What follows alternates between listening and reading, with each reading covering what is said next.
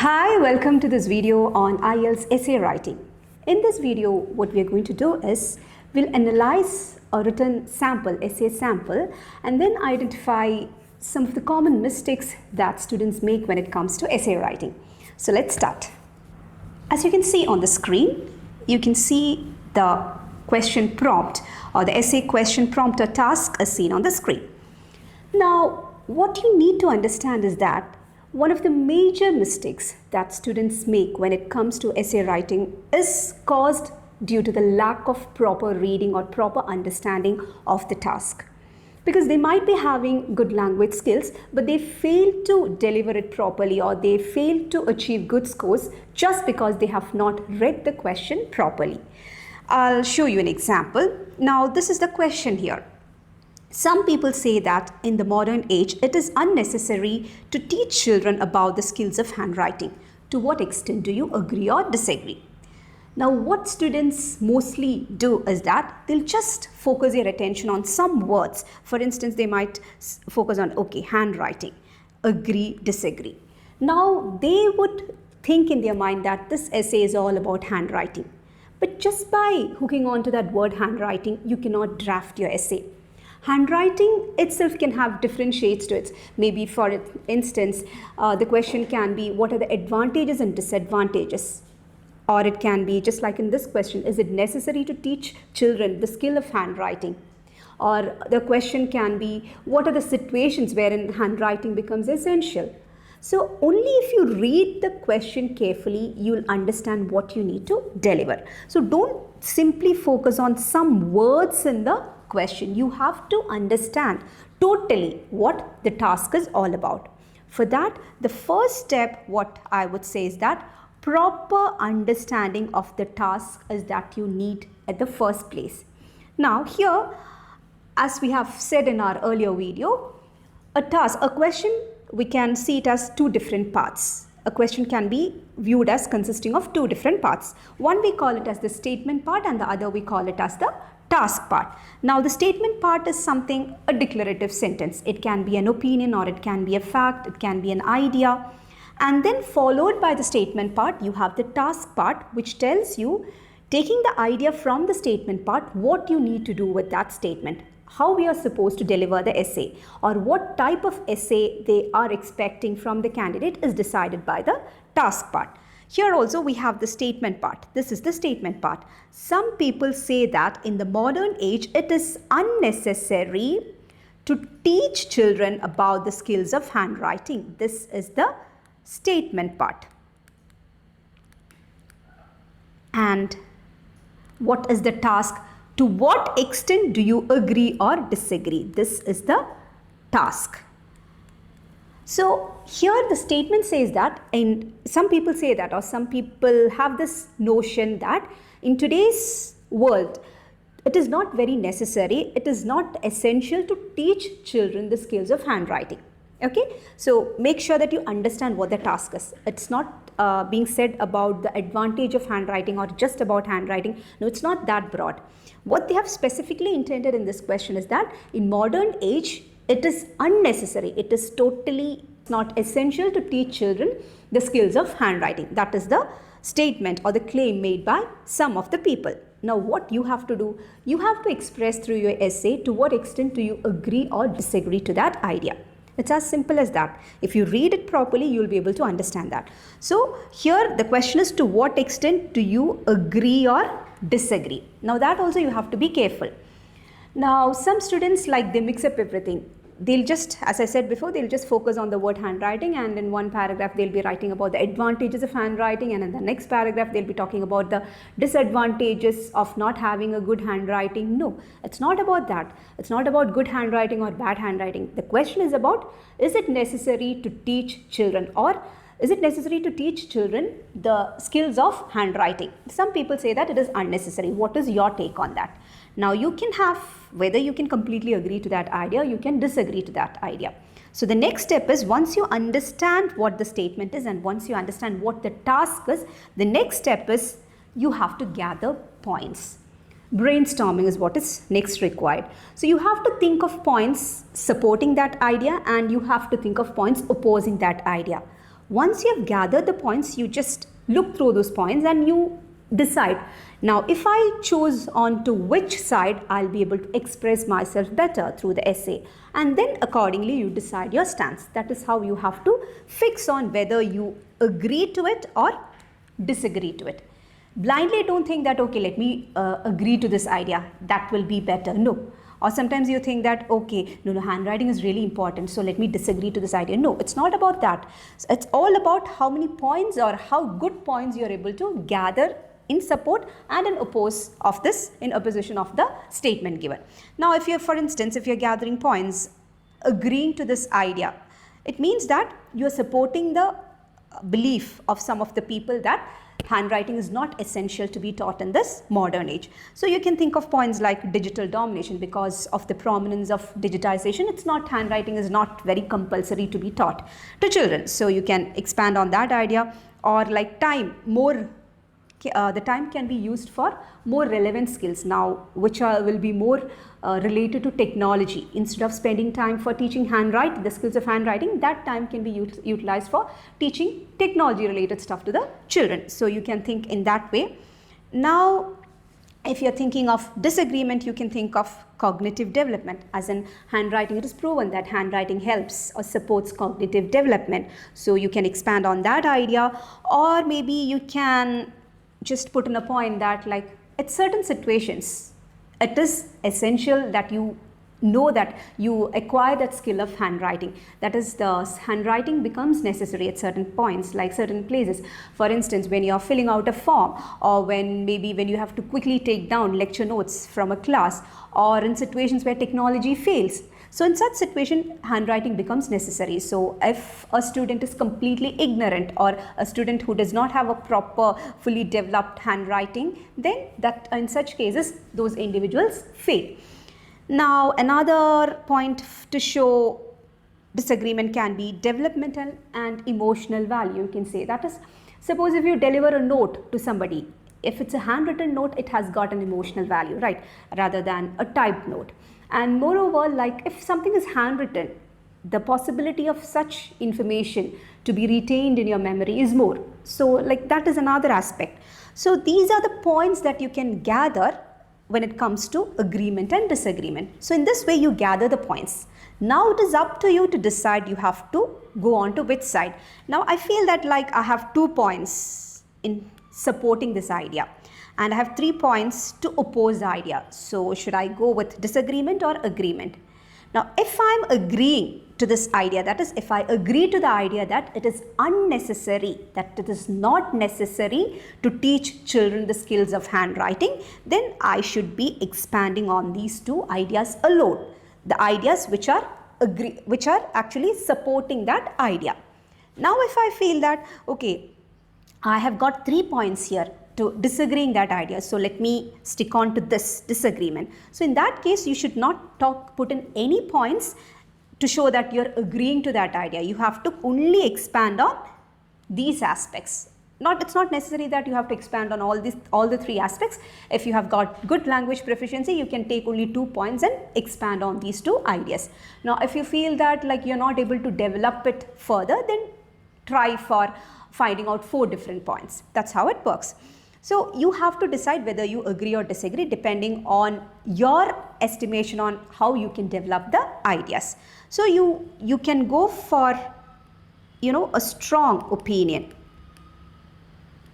that either you completely agree to it or either you completely disagree to it. You can go for partial agreement also. That is, if you feel that okay, handwriting can be helpful in some situations, but you feel that it is not very necessary to be taught in school, but at the same time it is good that one acquires the skill of handwriting. So you're partially agreeing to that idea. So in that case, you'll have to choose points from one from agreement and one from disagreement. But what I would say is that you should be very careful when you go for a partial opinion. If and only if you're able to put in the ideas with clarity, only then go for a partial opinion or a balanced opinion. Otherwise, it's always better to go for a strong opinion, okay? A strong agreement or strong disagreement, wherein all the points are of the same category. If you're completely agreeing to it, write and bring in all the points, include all the points supporting the idea. If you are completely disagreeing, put in all the points opposing the statement. Okay, if you're going for a partial opinion, a partial agreement, again I would say only if you're really confident that you can put in your ideas clearly with clarity to the reader, only then go for a partial agreement. So accordingly you decide, you gather points, and then based on the points that you have gathered, don't start your writing. The first mistake that students make is that they just rush through the question and immediately put their pen on the paper and start writing. No, that is a wrong approach. This is how you have to approach the question. Read the statement part, read the task part twice or thrice, and then gather points and then plan whether I should completely agree or whether you should be disagree. Once you have made the decision, then of course you can start your writing. Of course you will be planning your introduction, how to write an introduction, all those we have done separate videos. So now I'm just talking about the planning part, how to get into the essay, how to get into the tone of the essay. That decision is what we have seen so far. Okay. Now I'll show you a sample. Now let me remind you that when you're writing the essay, the core of the essay is this. That is unnecessary to teach skills of handwriting. In modern age, it is unnecessary to teach the skills of handwriting. Do you agree or disagree? So your opinion should be reflected in the essay starting from the introduction through the body paragraphs until the conclusion. So this should be there in your mind throughout as well as in your essay throughout. And again, you know that you will be given scores based on these assessment criteria such as task response, how well you have responded to the task. That is, this is the task here. To what extent do you agree or disagree? To how well you have made the task response clear through your essay. Then coherence and cohesion. Coherence and cohesion is nothing but your paragraphing, how well you have arranged the paragraph, whether there is a logical sequencing of ideas, a seamless flow from one idea to another. Cohesion means how well you're placing the ideas within a paragraph. Then lexical resources, whether you are repeating a word again and again in your essay, whether you've brought in some unique words, unusual words, all this accounts for lexical resource. Then grammatical range and accuracy, of course, whether you've used or showcased a range of grammar usage using complex compound sentence, active voices, a lot of different tenses, using all those, how well you have shown off your grammatical range. So these are the factors that will be taken into account while your essay is being scored by the examiner. Now let's look at the sample essay. So the question is, once again read through the question. The statement is, it is in the modern age, it is unnecessary to teach children the skills of handwriting. To what extent do you agree or disagree? Now, let's go through the introduction. Illegible handwriting here, illegible handwriting is not legible. So, as per the grammatical criterion, it's a mistake there. Illegible handwriting was the most essential skill that all authors, novelists, and dramatists, you cannot use this symbol for and. It should be written as A&D and itself. Dramatist excelled in ancient times. Okay, a general sentence the student has put in as the first sentence. In the ancient times it was like that. Then, however, some argue that in modern civilization it is not a necessity to evaluate students' handwriting, to educate students' handwriting, to educate students on handwriting. Okay, again, a grammatical mistake there, to educate students on handwriting. Okay. Even though I completely agree with this notion, I cannot deny the underlying advantages of mastering the art of calligraphy. Now this is actually, I would say, a confusing statement.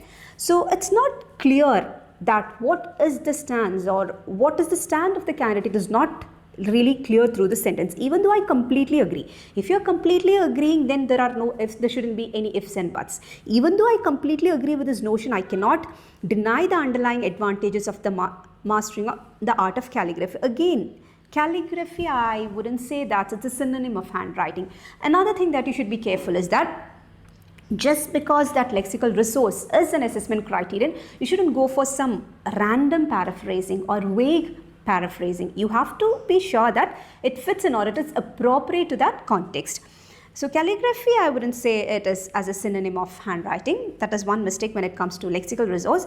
Then again, regarding the task response, even though I completely agree, the candidate has said that he or she is completely agreeing. Completely agreeing means that the candidate should strongly prove that handwriting is totally unnecessary to be taught to children in the modern age. But then you cannot say that I cannot deny the underlying advantages. No, then it becomes confusing, like it is not a clear opinion there. Okay, so you should not be writing your essay in this way. Either you have to completely agree or either you have to completely disagree. If you're not, if you're going for a partial agreement, then don't say that I completely agree. So if it is a partial agreement, the sentence should have been written like, despite the fact that in the modern age the skills of handwriting might not turn out to be helpful, I cannot deny the underlying advantages of mastering the art of handwriting or mastering the skill of handwriting. That's how it should have been constructed. When you say completely agree, no, then there should not be any ifs and buts. Okay. Then the advantages usually lies in the overall impression on employee or a teacher from an individual's handwriting. Again, there is no clarity on the meaning of this sentence. I guess the student, the candidate is trying to say that the handwriting will, an individual's handwriting will create an impression about that individual's personality. For instance, if it's an employee, if he is an employee, it creates an impression about that employee in the mind of the employer, or if the candidate, if the individual is a student, the teacher can have an impression about the student's personality. I think that is the idea that is being conveyed, but it is not clear. Then, but this single factor cannot be used to summarize an individual's caliber and intelligence. Again, it is very, very conflicting, you know, like a lot of ideas, conflicting ideas put together in the introduction. So this is what is not required in an agree to what extent do you agree or disagree type of essay. Your opinion should be crisp and clear right from the introduction. But here I would say that this essay has failed to deliver that clarity in the introduction itself. Let's proceed. On the one hand, see, when do we use this on the one hand, on the other hand? Like if you have to talk about two different aspects, right? Two contradictory aspects. On the one hand this, on the other hand this, if you have to talk about contradictory aspects. But here, see, when you say completely agree, there is no one hand on the other hand. So that is another mistake. It is widely known and an accepted way to summarize an individual's capability to do certain tasks through handwriting. Handwriting can usually give an insight about an individual's lifestyle and their routine. Lifestyle and their routine, it's more or less one and the same. So when it comes to lexical resource, I don't think it's a good point there. Then a bad handwriting, there's no punctuation. The candidate has started another new idea but without a punctuation. So full stop and then start. Again, is not needed. Bad handwriting is closely associated with messy lifestyle and an undisciplined life. This can cause a bad impression on a particular person. For instance, according to the human resource development, a citizen with a better penmanship is likely to get employed by 30% compared to the other applicant. Okay, the problem with this, there is some problem with the sentence construction, that it fails to deliver the meaning rightly. The sentence should have been something like, there is 30% more probability for an individual with good handwriting to be selected by the human resource development over other candidates. So the sentence construction, again I would say grammatical range and accuracy, the candidate falls short in this aspect. Then again here in this paragraph also, initially the positive aspect has been put, and then again in the very same paragraph itself, the negative aspect has also been put. So just the same shade or tone which has been applied in the introduction is carried over to the next body paragraph. Mixture of ideas. Let's move on to the second paragraph. On the other hand, okay, there's no other hand here. It's been proven through research that a bad handwriting is associated with intelligence. Therefore, we cannot something is missing here. Therefore, we cannot judge an individual's capacity in daily task through their penmanship. Okay, the idea goes on like this, and individuals with high intelligence quotient do not need this to prove their caliber. For example, Albert Einstein, who had an overall IQ of 160, which is much higher than the average man commonly known around other scientists, or among other scientists. It should be among other scientists, for his horrible penmanship. So in this paragraph, actually the candidate is trying to say that the candidate is not really a factor to judge the intelligence or caliber of a person. People with bad handwriting can be really intelligent, and the candidate has brought in the example of Albert Einstein. So, but that is not the whole idea of the question. Is it necessary to teach children the skill of handwriting in the modern times? So how is it this example and this point related to that scenario? It's not clear. And the conclusion. In conclusion, even though an individual with illegible handwriting is often mistaken and misunderstood as invaluable asset to the society, a person with low penmanship will always be linked to higher caliber. Therefore, a bad handwriting should never be used as an indicator. Hereforth means from this point onwards. So hereforth is not the right word here. I don't find it necessary to teach children the importance and the skill of calligraphy. Again, wrong choice of word.